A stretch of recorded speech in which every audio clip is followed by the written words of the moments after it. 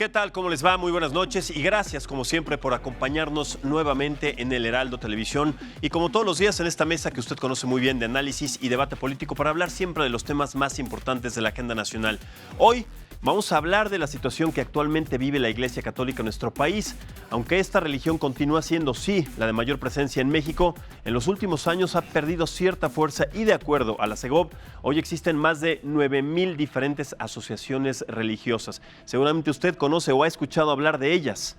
La Iglesia Católica entonces pasa por una crisis ante la presencia de estas nuevas instituciones religiosas. Bueno, pues los invito a que se queden con nosotros para hablar de esto y mucho más. Soy Maximiliano Espejel. Bienvenidos, comenzamos. En el mundo hasta el año 2016 había 1.299 millones de católicos que representan el 17.67% de la población en el planeta. Se establece que el número de católicos en 2015 era de 1.285 millones, por lo tanto, el número de católicos en el mundo aumentó en 14 millones en 2016. Pero en realidad, el aumento es muy poco en el número de bautizados, ya que el crecimiento entre 2015 y 2016 fue del 1.1%, mientras que la media de crecimiento anual entre 2010 y 2015 fue de 1.5%. América es el continente que tiene el mayor número de católicos, con el 48.6% de los bautizados en todo el mundo. África tiene el 17.6%, Asia 11%, Europa el 22% y Oceanía el 10.4%. Pero, por otra parte, las estadísticas reflejan un descenso del número de vocaciones sacerdotales, que pasa de 116.843 seminaristas en 2015 a 116.160 en 2016, es decir, hubo 683 seminaristas menos. Se puede observar que el crecimiento de la Iglesia Católica y sus adeptos disminuyen gradualmente en los últimos años, según estas estadísticas. Diversos son los motivos, pero no podemos dejar de ver las crisis que ha pasado y sigue pasando la Iglesia Católica, como el problema de la pederastia. Un ejemplo son los casos de Marcial Maciel o el presunto encubrimiento de pederastas de Norberto Rivera. Es tan grave el problema que existen sitios en las redes sociales como CEPROME de la Universidad Pontificia de México, que es un centro de investigación y formación interdisciplinar para la protección del menor. O se puede uno encontrar con libros de reciente publicación como Sodoma, Poder y Escándalo en el Vaticano, del periodista francés Frédéric Martel, donde expone la decadencia en el corazón del Vaticano y de la actual Iglesia Católica. ¿Será el Papa Francisco quien le devuelva la credibilidad a la Iglesia Católica, que está a la baja y en medio de cuotas de poder? Óscar Vargas, El Heraldo Televisión. Bien, y para platicar del tema de hoy, tenemos el honor, el gusto de que nos acompañe nuevamente el maestro Elio Masferrer. Él es presidente de la Asociación Latinoamericana para el Estudio de las Religiones. Maestro Elio, muchas gracias y buenas noches por estar nuevamente aquí. También nos acompaña Arturo Carrasco Gómez, él es sacerdote de la Iglesia Anglicana de México, a quien también damos la bienvenida y también muchísimas gracias. Gracias, buenas noches. Gracias, Arturo. Y por supuesto está con nosotros Mónica Uribe, usted también la conoce muy bien, estuvo con nosotros en una mesa previa también de debate. Ella es politóloga e historiadora, experta en religiones y también experta en este tema. Muchísimas gracias, Mónica, y bienvenida nuevamente. Gracias por la invitación. Al contrario, vamos a empezar entonces, si les parece, planteando esta pregunta que les hago a los tres. Empiezo con usted, maestro. ¿En qué situación actual está la Iglesia Católica y cuál es la situación a la que se enfrenta como institución? Lo que sucede es que para pensar a la Iglesia Católica hay que pensar en siglos. En 1963, 64, 65, la Iglesia hizo el Concilio Vaticano II, que planteaba actualizarse y cambiar un montón de cuestiones. El proyecto del Vaticano II produjo muchas resistencias en sectores importantes del clero, de los obispos, incluso de los laicos. Entonces, después de algunos esfuerzos renovadores con Pablo VI, viene Juan Pablo II, que plantea volver a mantener un montón de tradiciones de la Iglesia y da juego a sectores que no quieren ningún tipo de renovación. esto hace que la Iglesia Católica se vaya, podríamos decir, centrando sobre sí misma, lo que Francisco ahora llama una estructura egocentrada autorreferencial. Sí. En esta situación hace que la Iglesia no tenga respuestas a la revolución sexual, por ejemplo, a los movimientos del 68, el impacto de la guerra de Vietnam, etcétera, una serie de cambios culturales muy importantes que se producen en las nuevas generaciones. Pero actualmente se está viviendo una crisis sin precedente, más allá de todos estos hechos históricos. Eso viene de que no cambiaron en su momento. Entonces, ¿en qué se evidencia? Por ejemplo, disminuyeron los bautizos en México. En México, en 1980 había 2 millones de bautizos. Ahora hay 1,5 millones de bautizos en México, pero nacen 2.800.000 niños. O sea, hay una gran brecha de gente que ya no bautiza a sus hijos en el catolicismo, sino en otra propuesta o en ninguna. El casamiento religioso bajó prácticamente en el 80, alrededor del 90% de los matrimonios civiles pasaban por un matrimonio religioso. Ahora solo el 42% de los matrimonios que se realizan en México pasan por una ceremonia católica.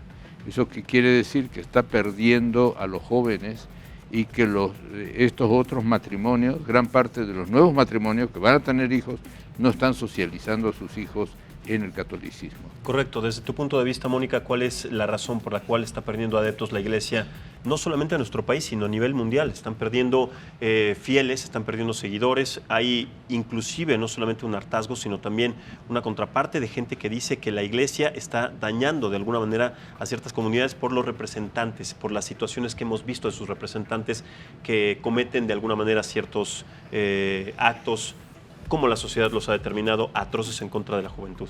Bueno, aquí yo hablaría de dos cosas centrales. Una es el clericalismo, que es la preeminencia de los ministros frente a los fieles laicos, en donde estos ministros, los sacerdotes, se convierten como en el gran juzgador de la vida, pero hay una especie de ejercicio del poder que no es del todo adecuado. Entonces, al nivel local, en las parroquias, que es la célula básica de la Iglesia Católica, tenemos un párroco y sacerdotes que se erigen sobre el resto de los fieles y no dan oportunidad a que los fieles se expresen. Esta es una parte del problema, la crisis dentro de las estructuras mismas a nivel local de la Iglesia Católica. ¿Cuál es el otro problema que yo veo? La inflexibilidad de la Iglesia frente a fenómenos no de la modernidad, sino de la posmodernidad, incluso hasta de la posverdad. ¿Por qué?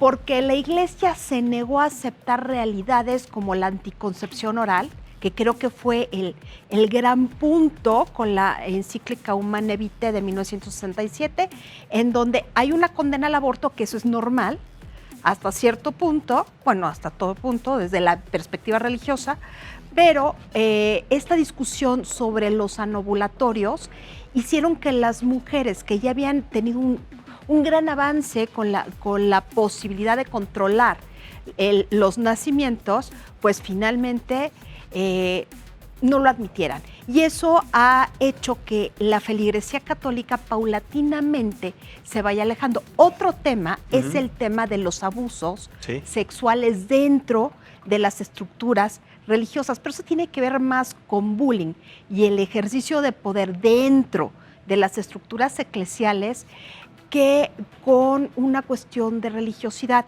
O sea, no, el problema de la pederastia y de la paidofilia dentro de la Iglesia Católica, pues es añeja, no es muy nueva. Por lo menos desde 1940 sabemos que esto sucede y que ha habido, pues, reportes, demandas y una serie de cosas. El problema es que hay una doble moral y un doble rasero para los cuadros eclesiásticos. No hay una formación correcta, adecuada, Y además, los candidatos, por esta falta de vocaciones, porque ser cura católico es difícil, porque es muy restrictivo. O sea, tu vida personal se subsume a lo que la iglesia quiere. Entonces tienes que dejar una serie de cosas de lado, especialmente la vida en familia. Entonces, esto se ha convertido, como lo dice Frédéric Martel en su libro Sodoma, me parece que es atinado en ese sentido, ha convertido a la iglesia en un refugio para homosexuales en algún momento, pero es homosexualidad y pederastia, homosexual y pedofilia no es lo mismo, ni se infiere una de la otra, pero hay un doble rasero. Y ese es el verdadero problema. Si la iglesia predicara con el ejemplo, pues no tendría problema en aceptar que tiene clero homosexual, que tiene otra preferencia, y por el otro lado tendría que establecer dinámicas de relación de clero con fieles, en donde los fieles tuvieran un juego mayor en el desempeño de las actividades, no solamente litúrgicas, sino comunitarias. Correcto. En este caso, padre Arturo, sabemos que del 2016 al 2017 los candidatos a sacerdocios, los seminaristas, han disminuido considerablemente. ¿Por qué los jóvenes ya no quieren ser sacerdotes? ¿Por qué ya no se ven implicados como se hacía antes? ¿Esto es un desvínculo con la iglesia, con las creencias, con el núcleo familiar? ¿Cuál es la razón? Sí, bueno, particularmente en el caso de los jóvenes, normalmente hay un cierto distanciamiento histórico, ¿no? Todas las generaciones durante la juventud tienen un cierto distanciamiento. Pero no tanto como del 2016-17 hasta ahora. Hay un periodo ahí coyuntural que tiene que ver con lo que se ha comentado aquí, factores internos, errores propios dentro de la jerarquía y de la iglesia, y estos otros factores externos, ¿no? Pero hay, a su vez, también pasa algo interesante. Dentro de la Compañía de Jesús, los jesuitas lo llaman el efecto Francisco. El pontificado de Francisco ha hecho que, particularmente dentro de la Compañía de Jesús, las aspiraciones de seminaristas en los jesuitas crezca. Que bueno, el balance final tiene este resultado que bien se presentaba en el reportaje introductorio. Prácticamente todas las expresiones del catolicismo han decaído en cuanto a la feligresía, y los que han aceptado en algún momento el sacerdocio también están renunciando a él. Una de las cuestiones, como se ha mencionado aquí... ¿Cuáles son las razones? Una de las razones tiene que ver con la sexualidad, ¿no? Hay muchos de ellos que pasan a las filas anglicanas. Yo soy de la iglesia anglicana, no dependemos para nada del Vaticano. Hay muchos que pasan a las filas anglicanas, por ejemplo, por la cuestión del celibato, ¿no? Deciden casarse, formar familia, tener hijos, y entonces cambian de adscripción religiosa, ¿no? Ese es uno de los casos, pero también esto que se mencionaba, ¿no? Pareciera, por lo menos así lo dice mucha literatura, que se ha vuelto una especie de refugio para las orientaciones de la homosexualidad, ¿no? Tanto masculinas como femeninas, ¿no? Hay este factor interno y los factores externos que también se han mencionado por acá, ¿no? Hay un cierto secularismo, hay una mayor información científica que cuestiona, que critica, que me parece sana, porque la verdad hemos estado, las personas de fe, en un espacio un poco confortable, y todas estas crisis por las que estamos atravesando exigen que nos replanteemos nuestra relación como personas de fe ante una sociedad cada vez mejor informada, como el programa de análisis, ¿no? Que permite que la gente conozca estas cosas. Pero entonces, siendo que esto se puede contemplar como un refugio para así esconder las orientaciones sexuales... Esa es la hipótesis de Frédéric Martel, ¿eh? Sí. Que tiene sus visos de realidad. Pero en esa hipótesis, dentro de esa hipótesis, ¿qué tanta realidad podemos encontrar entonces con las diferentes razones que atacan, sí, a los señalamientos que tienen que ver con la falta de credibilidad y de seguidores que tiene actualmente la... Es distinto. El problema central son las formas de relación con lo sagrado. O sea, ¿quiénes son más exitosos en captar ministros de culto, así en los términos mexicanos de la palabra? Los pentecostales, los protestantes históricos. ¿Por qué? Porque lo que hacen ellos es un tipo de sacerdocio, por decirlo de alguna manera, que no implica dejar el mundo. O sea, el problema que si tú te quieres meter de sacerdote, tienes que estudiar 11 años de seminarista y prácticamente sí son sumando... Más la carrera, sí. Sí, la carrera desde el principio, ¿no? Son 11 años, desde la prepa, digamos, que incluye prepa. Sí, seminario y menor, mayor, y teología, se filosofía. aleja del mundo, quedan fuera del mundo. En cambio, las otras propuestas religiosas tienen un tipo de especialistas religiosos que siguen haciendo sus profesiones. Puede ser que en un momento algunos se especialice, eso sí, pero siguen en lo suyo y van tomando roles vinculados a lo religioso, porque parten del concepto de sacerdocio universal de los creyentes. En cambio, las iglesias, como la Iglesia Católica, Apostólica y Romana, o los anglicanos también, Los ortodoxos. tienen como una especialización del sacerdocio. Entonces tiene que, o sea, el oficio, la profesión es sacerdote.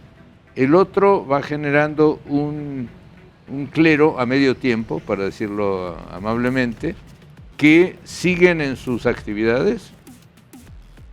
Muchas veces se complementan con trabajos de consejería, que los históricos llaman capellanes, consejeros, y entonces el Señor puede seguir siendo, yo he conocido pastores bautistas que son médicos, abogados, etcétera, ¿no? Perdón, eso no quiere decir que ahora, actualmente, los sacerdotes católicos solamente se queden con el ministerio sacerdotal. Muchos son profesionistas. En el clero regular, es decir, en las órdenes religiosas, para entrar al noviciado, por ejemplo, los jesuitas, los dominicos, se requiere una carrera profesional a nivel licenciatura mínimamente, completamente secular. Entonces nos encontramos con jesuitas que pueden ser médicos, que pueden ser ingenieros y todo este tipo de cosas. En el caso del clero regular, que es muy interesante, es que viven en comunidad, a diferencia del clero secular, que cada quien vive como quiere, y no hacen voto de pobreza, los que estudian en seminario, directamente en las escuelas de las diócesis. En cambio, el clero regular hace voto de pobreza, de obediencia y de celibato. Hay que recordar una cosa, el clero católico no latino sí se puede casar, es decir, ucranianos, uniatos, maronitas, que son grupos religiosos que están en Medio Oriente, en Asia, o sea, en Asia Central, parte de Rusia, Ucrania, por ejemplo, en donde se acepta la tradición ortodoxa de que los sacerdotes se pueden casar, pero solamente los monjes, aquellos célibes, pueden aspirar al sacerdocio completo, es decir, a ser obispos. A ver, es una clase maravillosa de historia de religión y me parece fantástico. Pero es que si no entramos a este punto, no te podemos explicar por qué la crisis. Es que hay una crisis, es una crisis que a mí me llama la atención, que está dando muchísimo de qué hablar y sobre todo más allá de la parte que es indispensable, la parte histórica, es una parte coyuntural que tiene que ver con el comportamiento de la sociedad y además con las creencias y con la falta de credibilidad que tiene sobre una institución que lleva siglos establecida en México. La religión católica es una... Por ejemplo, antes las mujeres salían de la casa casadas o muertas. Más o menos. Ya. O para el convento. Hoy en día, o para el convento, hoy en día los jóvenes tienen, según CONAPO, según el Consejo Nacional de Población, tienen su edad de iniciación sexual promedio a los 16 años. Se casan a los 26 años, promedio, 26, 28, depende. Entonces, la sexualidad cambió radicalmente, lo que decía Mónica, con la píldora, con los anticonceptivos, etcétera, ya se concibe la sexualidad como un proceso de aprendizaje, como parte de un proceso de maduración personal. Sí. Entonces, ya todo el concepto de matrimonio religioso se ha cambiado. Entonces, las clases altas se casan por iglesia para tener compadres, pero todo el mundo sabe que eso de que el vestido blanco, quién sabe. O sea, en definitiva, cambiaron los criterios de sexualidad, cambiaron mucho. El vestido blanco, ¿qué es lo que representaba para las personas? Ya no se Exactamente. ve al sacerdote como Claro. un hombre de Dios, como una persona sagrada, que como se veía antes. Efectivamente. Gracias a etcétera. Dios. Entonces Es una situación nada más de costumbres, no es una de situación cambios culturales profundos Sí, en la sociedad, sí, sí. en las sociedades en general. Sí, Por eso lo que decía Mónica, ya el problema de la iglesia es que Pero también- se brincó la modernidad y en la posmodernidad, que es donde estamos ahora fijados, Ya no no está tiene funcionando. respuestas. Pero aquí estamos viendo que sí, ya las personas que se casan de blanco ya no son puras, todo, o sea, lo entiendo bien, pero también la Iglesia Católica ha cometido errores flagrantes, errores terribles. No sabe o sea, qué no hacer con los solamente es para la sociedad. divorciados Sí, en un es contexto. multifactorial, Cuando todo mundo lo está interno divorciado. y Pues lo todo el mundo externo, entonces ¿no? es a diestra y siniestra que ¿Sabes si cuál es el, todo el mundo se porta el mal. gran problema de la Iglesia Católica? Tiene el nombre de una persona, el nombre de un santo, Juan Pablo II. Juan Pablo II, al tratar de contener la fuerza de los cambios internos, sobre todo el papel de la mujer en la Iglesia, que fue una de las cosas que más logró pues eliminar, pero no lo eliminó, y generó una corriente interna muy en contra.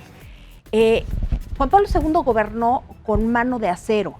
En lugar de permitir que el sacerdocio fuera una institución que se ajustara en los espacios temporales y los espacios geográficos a las condiciones contextuales y culturales, porque el catolicismo es muy vasto, hizo una centralización que no acompañó de una reforma administrativa. Hizo una serie de encíclicas, creo que son más de 20, en donde abordaba sobre el mismo tema. Pero aquí ya me están hablando de sindicalismos y cosas burocráticas. Es que la Iglesia Católica tiene una burocracia muy grande. Y no es el error, entonces no es uno de los errores que... No es el error. Te voy a decir por qué.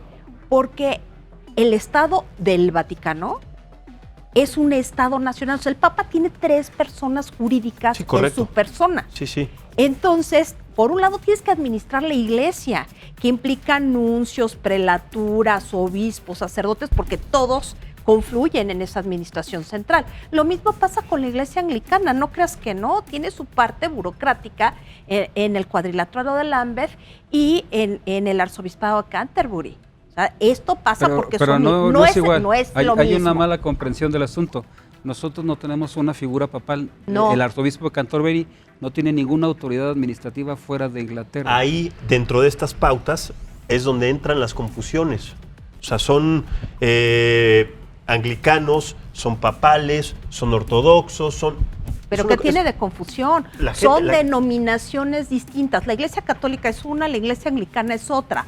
Lo que sucede es que la Iglesia Católica Es que para los expertos como ustedes opera existe- en espacios Claro. nacionales. No se puede hablar de una Iglesia Católica mexicana que dependa de Roma. Se habla de una Iglesia Católica en México y ya se sabe que es romana, ¿sí? Ahora, el tema es que hay circunscripciones territoriales que tienen una unidad, que es la parroquia. ¿Qué tiene la parroquia? Tiene un párroco, que es un sacerdote que administra los sacramentos. Todo eso implica una cuestión que le llamaríamos modernamente burocrática, pero no nació como burocracia. Pero ahora, ¿cómo se le conocería? ¿Cómo la tendríamos que Es el determinar? antecedente de la burocracia. ¿Sí me explicó? ¿Por qué? Porque los estados nacionales modernos están modelados a partir de las estructuras eclesiales. Y las estructuras eclesiales, a su vez, se conformaron con la idea del Imperio Romano, o sea, con la célula básica, que es la parroquia como el municipio. Pero volviendo al tema de la crisis generada por Juan Pablo II fue la dureza con la que trató a los grupos liberacionistas dentro de la iglesia y el juego que le dio a los grupos con más poder y con más dinero y mucho más conservadores. Aquí es donde se opusieron la teología para los pobres, entre las cuales se encuentra la teología de la liberación, y por el otro lado, la teología de la prosperidad, en la que decían, a ver, los ricos también pueden ganarse el cielo. Y se pueden ganar el cielo a través de obras pías. Ahí se escriben ¿Pero por movimientos qué no como... tendrían por qué ganarse el cielo los ricos? ¿Por qué no tendrían ese derecho? Bueno, en las escrituras se dice que primero pasará un camello por el ojo de una aguja que un rico al reino de los cielos. Eso se dice en la Escritura. Entonces ser rico es pecado. No, claro que no. Ahora ya no se ve así. Hay una interpretación, o sea, los textos bíblicos se interpretan, no son lo que pasa textuales. es que no dice que no entre el rico al reino de los cielos. Pero es dice que que está interpreta. que está cañón, Sí. porque hay otro, Pero ¿cómo se dan esas interpretaciones? o hay otro que dice Se han evolucionado. toda persona de dinero es un deshonesto o es el hijo de un deshonesto. ¿Sí? Ese es uno de los padres de la iglesia, plantea eso. Entonces, lo que te está diciendo Mónica es que esa teología de la prosperidad, lo único que le interesa es validarse a sí misma. Exacto. Y no tiene ninguna estrategia para los pobres. Pero en un sistema económico que cada vez produce más pobres, no deja Y que los pobres cada vez son los más, la mayor cantidad de fieles. Claro, deja a la iglesia totalmente desguarnecida. Y es ahí donde entran los pentecostales, Claro, con, a dar otra oferta. con una estrategia para los jóvenes Y entonces, ¿por qué la y iglesia está para rica? los pobres. Sí. Entonces ahí le comen el mandado. Pero entonces, la iglesia es una institución sumamente rica, o sea, sumamente rica, y lo sabemos No, todos. Que no, tiene hombre. tener dinero Tienen arte, tienen colecciones, tienen archivos, tienen monumentos. Y tienen dinero, Y lo tenemos tienen que decir así. dinero. Entonces ellos también tendrían que estar en cuestión de ir al cielo, o sea, ellos mismos, por ser ricos. Bueno, eso ya es otra cosa. Si se van a no salvar tiene o no que se van a ver. salvar. Pero eso está otra difícil. El problema más complejo es que si tú vas a cualquier barrio más o menos popular, cualquier colonia, vas a ver un templo católico y 30 iglesias no católicas, ¿sí? Generalmente pentecostales. 30, que tienen ministros más populares, que hablan un lenguaje más que la gente entiende, pero que además hay otro asunto, que le hablan de un Jesús vivo. Y le dicen a los católicos, tú andas con el Jesús muerto. Y entonces, ¿qué es el Jesús vivo? O sea, hay que entender que hay muchos mexicanos y hay encuestas hechas por Pew Research, etcétera. Alrededor del 40% de la población ya no cree en la vida después de la muerte, sino que quiere vivir en santidad, pero moderno en esta vida. Maestro, y ahí vamos. aparecen con una oferta muy atractiva. Claro, vamos a hacer una pausa para seguir con este tema. Es muy breve. Continuamos en esta mesa de análisis con el tema de la crisis de la Iglesia Católica en nuestro país y en la actualidad. Volvemos. Muchas gracias por continuar con nosotros en esta mesa de análisis. Les recuerdo, estamos tocando el tema de la situación actual de la Iglesia Católica y también la crisis que vive actualmente en México y en el mundo. Les recuerdo los invitados que tenemos. Está el maestro Helio Masferrer, presidente de la Asociación Latinoamericana para los Estudios de las Religiones. Está también con nosotros el padre Arturo Carrasco Gómez, sacerdote de la Iglesia Anglicana de México, y Mónica Uribe, politóloga e historiadora experta en religiones.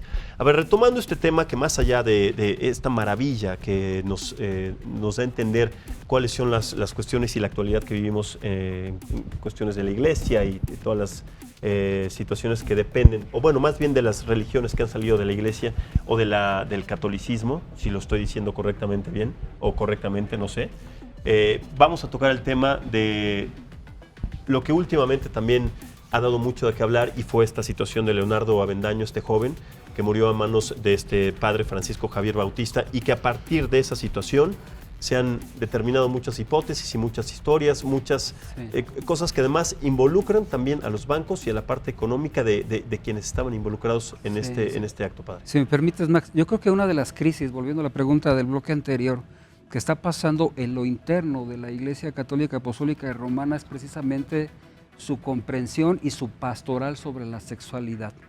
Me queda la impresión, yo nací anglicano, la verdad es que no termino de entender todo ese mundo, pero me queda la impresión de que han genitalizado el pecado. Desafortunadamente esto les ha producido un efecto boomerang, y muchos de los problemas que yo detecto, por lo menos de las personas que se pasan a las filas del anglicanismo, tienen que ver con el entendimiento de la sexualidad, tanto del clero como de la feligresía.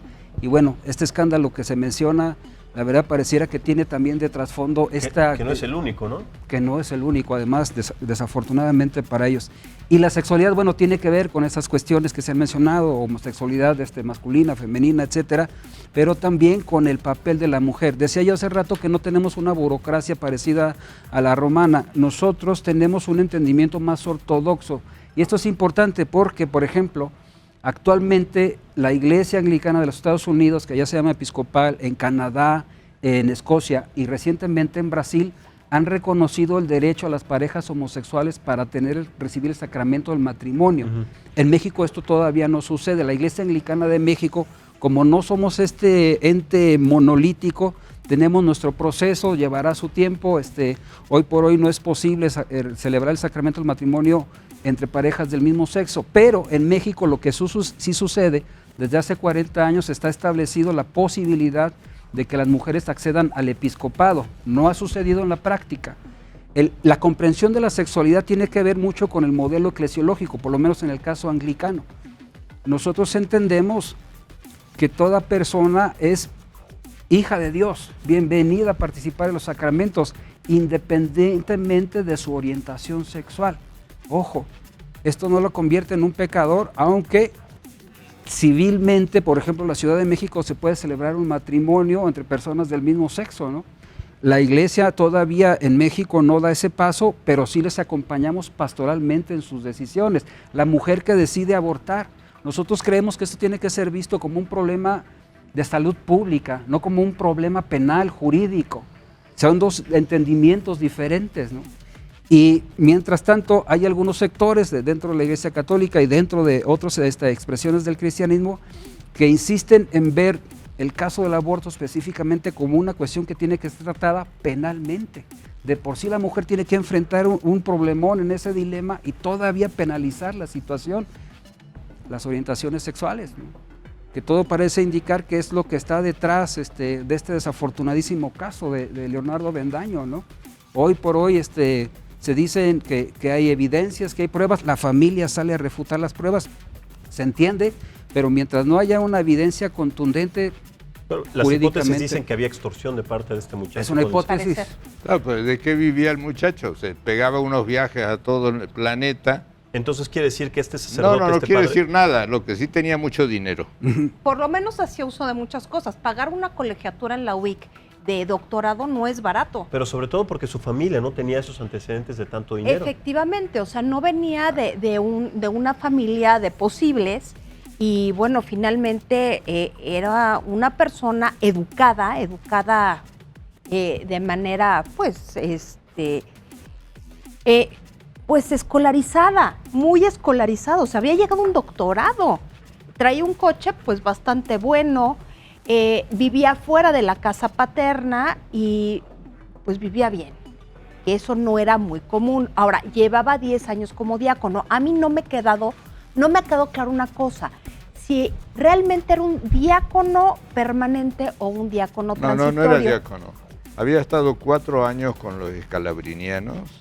O sea, estaba en el clero pero regular. Formalmente nunca había tomado el hábito, o sea, no profesó de diácono, pero estaba oficiando ahí, apoyando a un sacerdote que era un personaje muy peculiar, porque además era uno de los exorcistas más importantes de la ciudad. Y todavía digo que tiene cientos de fieles seguidores. De hecho, lo querían muchísimo. Salieron a manifestarse y además demandaron su liberación inmediata. Salieron 2 días, cientos de personas a las calles, bloquearon avenidas importantes. Entonces, la gente cree en él. No sabía estos antecedentes con este muchacho Leonardo. Aquí vemos las fotografías de estos viajes. Estos viajes no los hace cualquier persona. Esquiar no es barato. Bueno, lo hace cualquiera que tiene dinero. 30,000 pesos mexicanos para pagarse el pasaje. Pero no era un viaje, eran muchos viajes y era una situación de vida muy distinta de la que él se hubiera podido dar a contemplar a lo que se dedicaba. ¿De qué vive? ¿No? ¿Quién le paga? Entonces, quiere decir, dentro de estas hipótesis puede ser que sí estaba extorsionando a este sacerdote. Eso fue lo último que se dio a conocer. ¿Y por qué lo estaba extorsionando? ¿Qué habrá hecho el sacerdote para que lo extorsionara? Dinero es que por no alguna era un razón, sin necesidad de o sea, Ese es el otro problema. ¿Qué pasa con los dineros de las ofrendas, de las limosnas que dan los feligreses? O sea, prácticamente los obispos no controlan qué pasa con el dinero. No, si ya controlan, y el Arquidiócesis de México Están hay muchas... Norberto Rivera fue muy rígido con esto, porque les envió una carta en donde les dijo, a ver, todos los párrocos me tienen que enviar un porcentaje que creo que era el 15% mensualmente de todo lo que recibían sin el pago de impuestos. Y esto es del 97, o sea, muy recién llegado. Y los sacerdotes protestaron. Entonces sí hay una cuestión de control no muy fuerte. Creo que Hacienda sabe más qué pasa con cada asociación religiosa derivada, que es cada parroquia.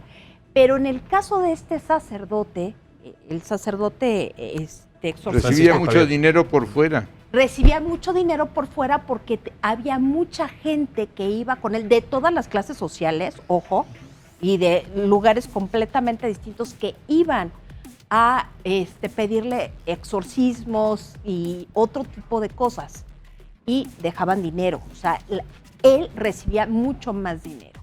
Sí, hasta el punto que tiene, deja de lado los 2 abogados que le pone el arzobispo, y él tiene 2 despachos, 10 abogados de defensores. O sea, eso cuesta. Porque cuesta bastante. Y entonces... penalistas, ¿no? Que cobran. Si no era solamente él, Francisco Javier Bautista, y era una serie también de personas implicadas dentro de la iglesia, quiere decir que estamos hablando de una organización o de un grupo criminal dentro de una organización religiosa. No podemos hablar de criminal. Podemos ¿Esto hablar... fue un acto criminal, un asesinato? ¿O qué es un asesinato? Esto sí, pero la asociación en sí no necesariamente es criminal. No, pero uno que es cómplice es criminal. No, terminó en un asesinato, pero no podemos decir... ¿Cuántos implicados había en este caso? Por lo menos se sabe de 2. Uno es el que sale en las cámaras y no sabemos quién es. Pero según la última información, Leonardo Avendaño tenía en su computadora fotografías de muchos sacerdotes en situaciones sexuales. ¿Y entonces? A ver, dicen, ¿no? Explícitas. Entonces, aquí el punto es que tú como persona privada puedes tener cualquier clase de sexualidad, es tu problema. Totalmente, claro. ¿Sí?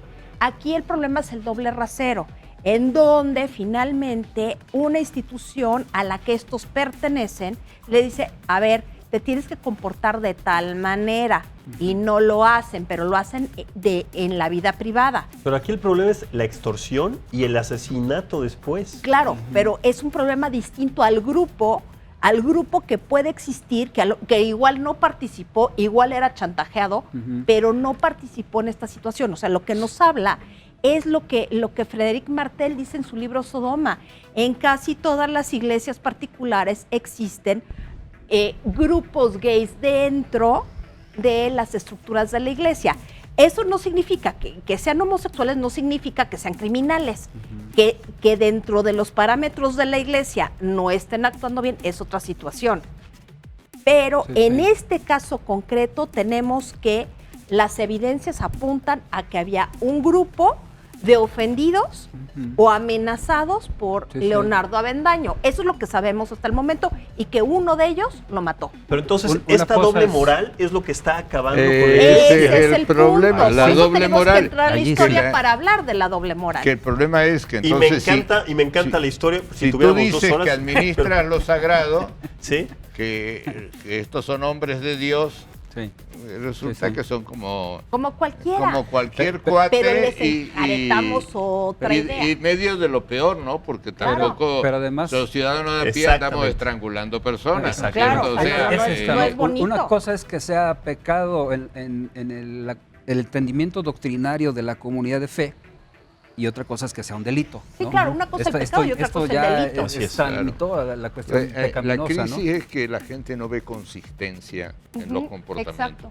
Y entonces ahí aparecen otras consistencia ofertas. Y elocuencia. Claro, o sea, congruencia. El asunto es que la gente no deja de creer, siguen siendo creyentes, pero van a opciones más convincentes. Sí. Y ahí es donde la iglesia pierde su capital simbólico, su sacralidad, el manejo de lo sagrado. Esta ¿Le parecen historia otros grupos? le hizo un daño a la Iglesia Católica en México. Totalmente. Impresionante. Pero no esta, también la historia de los pederastas, y también la historia de los A ver. y también la historia de 50,000 personas que han estado involucradas con pornografía infantil, con trata de personas, Max, con ahí muchísimos. hay una Ahí parte. hay un punto Está interesante. respondiendo ahorita a la jerarquía. Incluso parece que en México la jerarquía de la Iglesia Católica Romana está más avanzada que incluso la propuesta del Papa. En el caso específico de la pederastia, Sí, saca un se están documentazo. tardando, pero bueno, están reaccionando. El detalle es que ahorita mismo, en el caso de Leonardo Avendaño, pareciera que hubiera un retroceso. En vez de abogar porque se esclarezca con verdad la situación, han tomado partido. Están llamando monstruosas a las autoridades, adjetivos que verdaderamente Pero no esos son los corresponden, pies. ¿no? Sí, Aquí, son más bien los pies. aquí el detalle es que ¿Quién está faltando a la verdad entonces? pues que se esclarezca. Que Yo, se yo creo esclarezca. que como ministro de culto lo mejor es que salga la verdad a relucir. Claro. Y si hay responsabilidad de un Pues uno de los ministro, mandamientos es no mentiré. mentirás. Entonces, Sí, pero ahí aparece la parte más surrealista, que el rector de la Universidad del Pedregal, que es donde mataron a este otro muchacho, es nada menos que el señor Martínez, que es o era presidente del Colegio de Abogados Católicos, que era el que le llevaba todos los casos a Norberto Rivera y es el que encabeza la defensa del sacerdote. ¿se refiere al otro caso, al de Ronquillo, al de Norberto Ronquillo, al Ajá, muchacho que sí, secuestraron y él después mismo, asesinaron? Sí, el rector de esa universidad. sí, sí, sí. Y que entonces esa Universidad del Pedregal, evidentemente, de alguna manera está vinculado con la Iglesia Católica, porque... Sí, no Y puede dos ser de otra casos que manera. no pasaron de una semana, de uno a otro. Sí, ¿eh? no, fue terrible. Y aparece este otro señor que era un poco el que llevaba los casos de los pederastas cuando acusaban a los de Norberto, que consiguieron capotear todo, hasta que evidentemente cambia la coyuntura política y entonces ahora en otra coyuntura política Rogelio Cabrera, el presidente de la Conferencia del Episcopado Mexicano, sale contándonos que hay 157 sacerdotes suspendidos del sacerdocio por pederastas en los últimos 7 años, 9 años, algo así. Sí, que son las cifras que ellos tienen, Más puede lo ser que haya más. Son las cifras que ellos dan de 60 y tantas diócesis, hay 88 creo. O sea, ya son 100. ya son 100, son bueno, 100. de un tercio de las diócesis, 157 casos. Entonces, en esa perspectiva, lo único que hace es generar más incredulidad y más desconfianza. Y es terrible porque hay cosas que la iglesia hace bien. Por ejemplo, todas las cuestiones de Cáritas, hay grupos de análisis, hay cosas que se hacen bien, que no conocemos, pero lo único que estamos viendo en este momento son los casos de terror de que si se mata, que si hay abuso sexual, que si hay toda clase de cuestiones extrañas, pero no vemos el trabajo de día a día de las misioneras que se van a sí se la ve. Sierra de Guerrero Es que en sí se ve, condiciones pero si infrahumanas. esas son manchadas por un acto tan denesnable y con un delito de este tipo, y no solamente este delito, sino los actos de abuso a menores, o sea, todo eso bueno se mancha con eso, aunque sea... Efectivamente, porque es una institución que dice buscar el bien y hacer el bien y que tiene un discurso de rectitud cuyas prácticas no casan. Ahí la gente de la Iglesia Católica diferencia muy bien entre, y ahí viene el problema, entre la jerarquía, que son una cosa lo más parecido a la mafia, y la gente de a pie.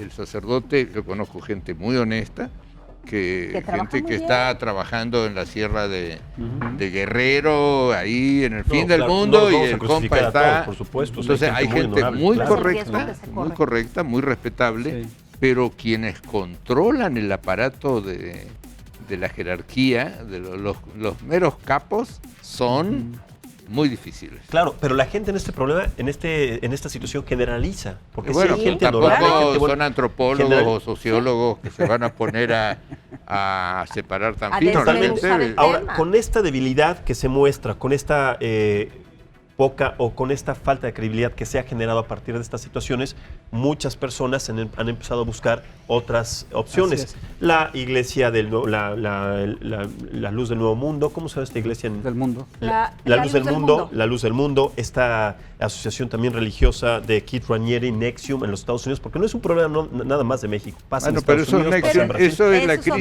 crisis en las clases altas. Claro, Sí, claro. pero Que Sí, tienen los puntos de pentecostales, referencia. Pero vamos a hablar que de los esas legionarios de bajas. Cristo quisieron ser, o el Opus Dei, quisieron ser los meros gurús, o los jesuitas también, para las clases altas, Sí. y se quedaron, pero no pudieron asumir la posmodernidad. Este es el punto. Pero mire, maestro, vamos a analizar estos datos. 9.359 asociaciones religiosas existen en México. 9.000 distintas. Más del 20% incrementaron en los últimos 9 años. Se incrementaron. 9.316 son cristianas, 17 son de origen oriental, hinduista, budista, Krishna, etc. Yo haría aquí unas reflexiones importantes. Sí.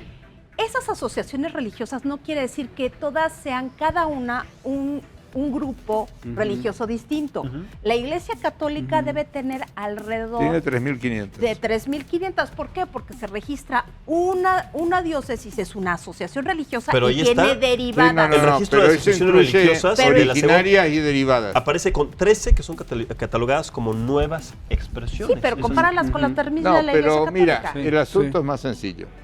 En México hay 3.400 denominaciones, 3.400 Ahí sí. denominaciones distintas e independientes entre sí.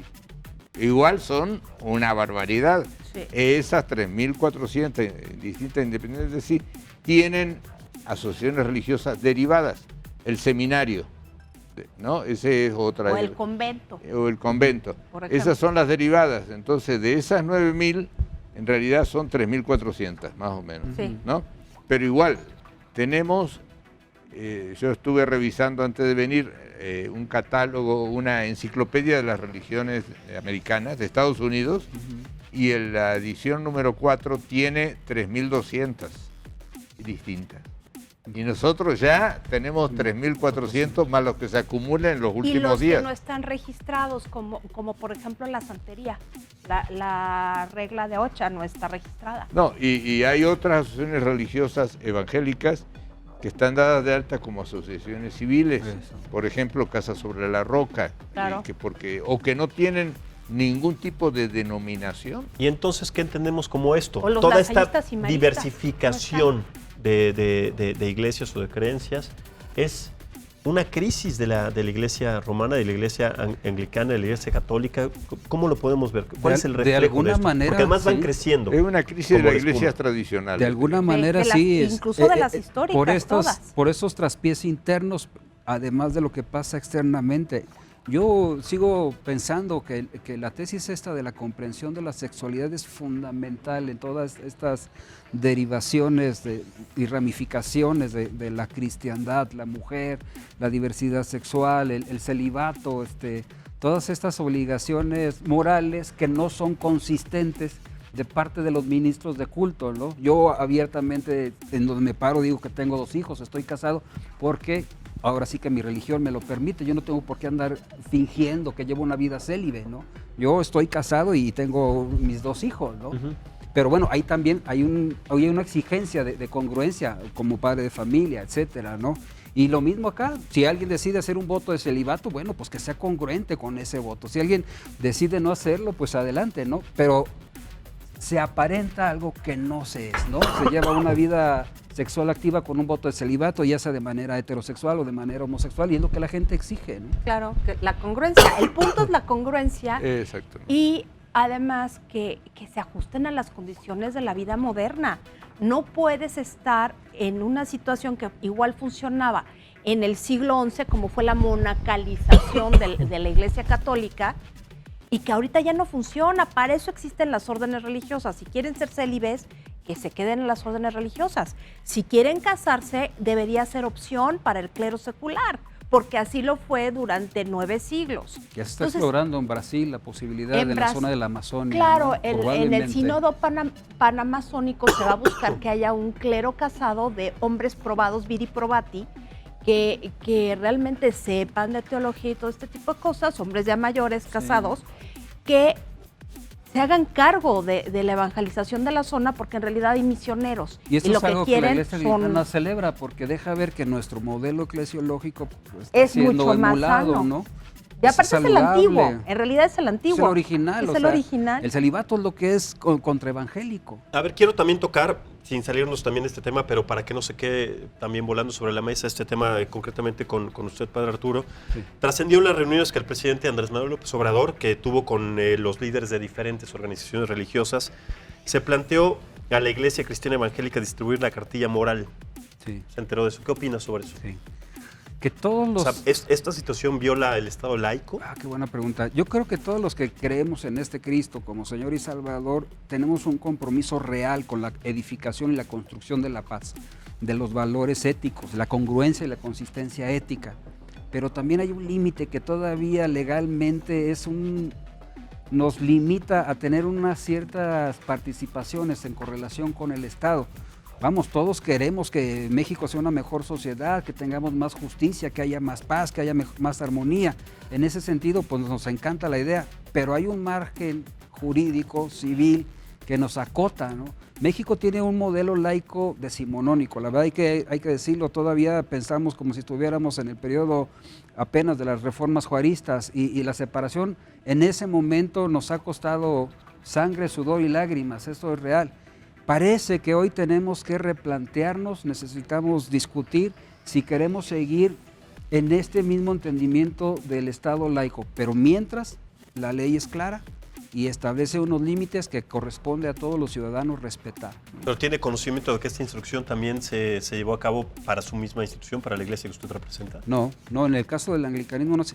El protestantismo histórico, las iglesias herederas de la reforma continental del siglo XVI, en México estamos encantadísimos con San Benito de Guelatao, porque a partir de las reformas que podemos salir de las catacumbas y del ostracismo, decir aquí estamos enamoradísimos de lo que hizo Benito Juárez en el 19. Y entonces a mí me da la impresión de que particularmente en este grupo de iglesias hay todavía un poquito más de resistencia como para laxar el actual modelo laico vigente. Yo sí creo, sinceramente, que estamos ante un nuevo horizonte y que tenemos que discutirlo. Correcto. Sí. Manera de conclusión, maestro, primero con usted y después Sí, contigo. en definitiva, tenemos que repensar la relación de las iglesias, los creyentes, la sociedad, etcétera, porque constantemente la gente lo mezcla. En la escuela de antropología, que nos dicen que somos ateos y cosas así, el personal exorcizó los edificios tuvimos 4 fallecimientos en un año y el personal llamó a un sacerdote católico a que hiciera una limpia a los edificios. Claro, lo hizo en diciembre cuando ya no había alumnos, pero ahí vino y nadie dijo nada, ¿no? ¿Sí me explico? Entonces tenemos que, una cosa fue el conflicto religioso que hubo en el siglo XIX, otra es el siglo XX, ¿no es cierto? También tuvimos la guerra cristera, etcétera, y otra en el siglo XXI, cómo vamos a abordar el asunto. Creo que tenemos que ver las novedades. Por otro lado, las iglesias tienen el problema que tienen que ser creíbles, todo el mundo tiene que ser creíble a esta altura, porque hoy en día ya no se valen las dobles morales. Sí. Con Twitter, con todo Facebook, mundo se entera con el de Me todo. Too, etcétera, todo mundo se entera de te todo. Tienen checadito, más checado que antes. Entonces, ahí es donde ese es el desafío. Cómo ser congruente, cómo ser consistente y cómo entender los cambios culturales que tenemos hoy. Correcto, maestro. Rápidamente, Mónica, un cierre, 30 segundos. 30 segundos. Yo creo que se debe elaborar más el tema de la libertad religiosa. Hasta el momento, la cultura política del mexicano no entiende bien a bien la diferencia entre laicismo, laicidad y cómo se debe abordar esta nueva relación de las asociaciones religiosas, las iglesias, con el gobierno y con la sociedad. Pero si queremos avanzar en esta libertad religiosa, hay que entrar a la cuestión de hacer entender a la gente qué son estos conceptos y cómo se puede actuar. Correcto. Mónica, muchísimas Gracias gracias. Padre Víctor, también muchísimas gracias. Maestro Masferrer, muchísimas gracias por nutrir siempre esta mesa.